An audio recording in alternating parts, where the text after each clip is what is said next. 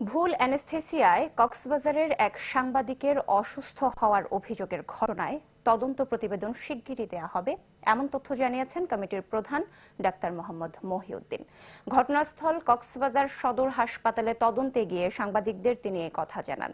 গেল বছরের 18 জানুয়ারি পেটে অস্ত্রোপচার হয় সাংবাদিক মহিউদ্দিন মাহির। ভুক্তভোগীর অভিযোগ, অ্যানেস্থেসিয়ার প্রভাব কাটতে সময় লাগে, তাতে তার বাম পা অবশ হয়ে যায়। দ্রুত মেডিকেল বোর্ড গঠন করে চিকিৎসা দেয় কর্তৃপক্ষ, তবে পরে সমস্যা দেখা দেয় শরীরের অন্যান্য অংশেও। ফলে সুষ্ঠু বিচার চেয়ে স্বাস্থ্য মন্ত্রণালয়ে অভিযোগ করেন মহিউদ্দিন।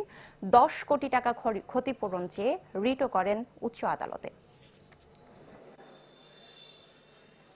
আমরা সবার বক্তব্য নিয়েছি, সবার বক্তব্যের সপক্ষে সবাই এভিডেন্স জমা দিয়েছেন। তো আমরা সামারাইজ করবো বসে, তিনজন বসে একসাথে। আশা করি আমরা অতি সত্বর রিপোর্ট দিতে পারবো। আজকে প্রায় 1.5 বছর ধরে আমার বাম পা সম্পূর্ণ অবশ। আমি কিছুটা সময় এটা দিয়ে হাঁটি, আর কিছু সময় মানুষ দিয়ে হাঁটি। আমি দীর্ঘ করতে পারি না।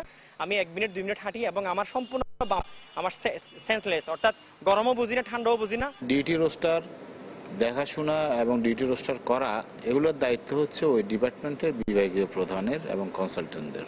প্রতিটি শিফটেই অ্যানেস্থেসিওলজিস্ট এবং কনসালটেন্ট যৌথভাবে দায়িত্ব পালন করে থাকে এবং কনসালটেন্টদের নির্দেশনা অনুযায়ী তাদের সুপারভিশনে অ্যানেস্থেসিওলজিস্ট, মেডিকেল অফিসাররা দায়িত্ব পালন করে থাকে।